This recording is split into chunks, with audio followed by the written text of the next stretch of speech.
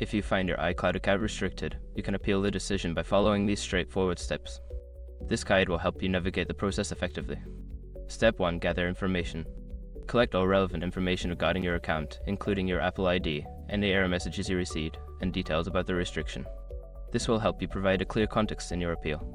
Step 2. Visit Apple Support. Go to the Apple Support website and navigate to the section for account issues.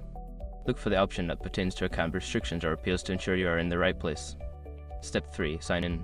Sign into your Apple ID account if prompted. This may be necessary to access specific support options related to your account and to verify your identity. Step 4. Submit an appeal. Locate the option to submit an appeal for your account restriction. Fill out the required form with accurate details, including your account information and a description of the situation. Be concise and clear in your explanation. Step 5. Wait for a response. After submitting your appeal, monitor your email for a response from Apple Support.